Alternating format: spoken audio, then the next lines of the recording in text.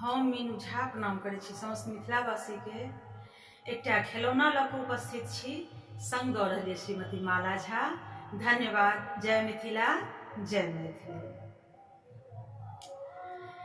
दिया भौजी दिया ये लालन के बधाई, भौजी दिया ये दिया भौजी दिया ये लालन के बधाई, भौजी दिया ये। कहाँ बैसे आजन बाजन, कहाँ दगड़िन दाय, कहाँ बैसायब आजन बाजन, कहाँ दगड़िन दाय, कहाँ बैसायब छोटकी ननदिया, कहाँ बैसायब छोटकी ननदिया, लालन के बधाई ननदोलिया ये, लिया ननदोलिया ये, लालन के बधाई ननदोलिया ये। दुआरे बैसायब आजन बाजन, अंगना दगड़िन दाय, दुआरे बैसायब आजन बाजन, अंगना दगड़िन दाय। सोयरे बैसायब छोटकी ननदिया, सोयरी बैसायब छोटकी ननदिया, लालन के बधाई ननदोलिया ये, लिया ननदोलिया ये, लालन के बधाई ननदोलिया ये। किए लेब आजन बाजन, किए दगड़िन दाय, किए लेथिन छोटकी ननदिया, किए लेथिन छोटकी ननदिया, लालन के बधाई ननदोलिया ये, लिया ननदोलिया ये, लालन के बधाई ननदोलिया ये। टाका लेता आजन बाजन, सिधहा दगड़िन दाय, टाका लेता आजन बाजन, सिधहा दगड़िन दाय, कंगना लेती छोटकी ननदिया, कंगना लेती छोटकी ननदिया, लालन के बधाई ननदोलिया ये, लिया ननदोलिया ये, लालन के बधाई ननदोलिया ये। लिया भौजो दिया ये, लालन के बधाई भौजो दिया ये। हम मीनू झा गोर लगै छी समस्त मिथिलावासी के। एकटा खिलौना लऽ कऽ उपस्थित छी, कोशिश करै छी नीक लागे अपने लोकनि के। धन्यवाद। जय मिथिला, जय मैथिली।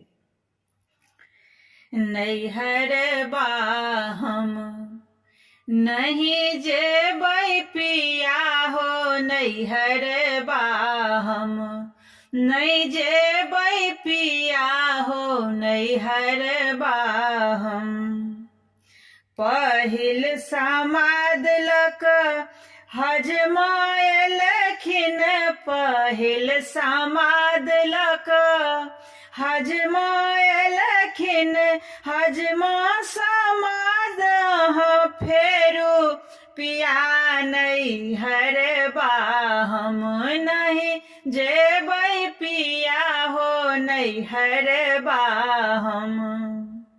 दोसर समाद लक भैया एलखिन, दोसर समाद लक भैया एलखिन, भैया समाद भैया समाद फेरू पिया हो नैहर बा हम नहीं जेबै पिया हो नैहर बा हम नहीं जेबै पिया हो नैहर बा हम तेसर समाद लक बाबा एलखिन तेसर समाद लक बाबा एलखिन बाबा समाद कोना फेरब पिया हो नैहर बा हम नहीं जेबै पिया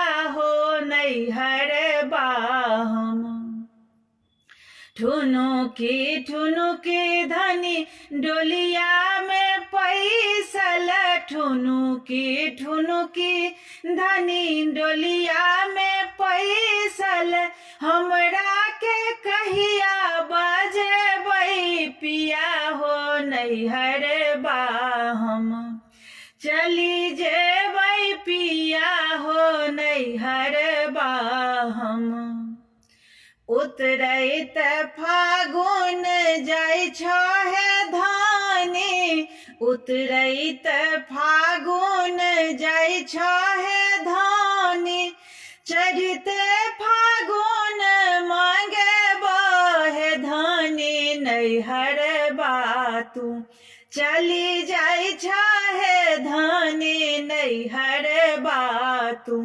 चली जाइ छहे धानी नैहर बा तू हम मीनू झा गोर लगै छी समस्त मिथिलावासी के एकटा सोहर लऽ कऽ उपस्थित छी कोशिश करै छी सब गोटे के नीक लागे धन्यवाद जय मिथिला जय मैथिली पियबा सुतल सुख नींदे या जगा बहु से ने जागल रे ललनर घेरी आयल कारे रे बदर बाकी सुना घर में डर लागू रे ललनर घेरी आयल कारे रे बदर बाकी सुन घर में डर लागू रे बादारी घेरल घन घोर की दामिनी चमकल रे ललनर चेहो के भेल भोर बालमा नहीं जागल रे ललनर चेहो के भेल भोर बालमा नहीं जागल रे सासु ननदिया बैरिनिया असुरबा में छल जागल रे ललनर बाजाए पाए रख पैजनिया के छाना उठाए रे ललनर बाजाए पर पैजनिया के छाना उठाए रे दादोर चाहो देसी बोलाए मायो रकुहु की उठे रे ललनर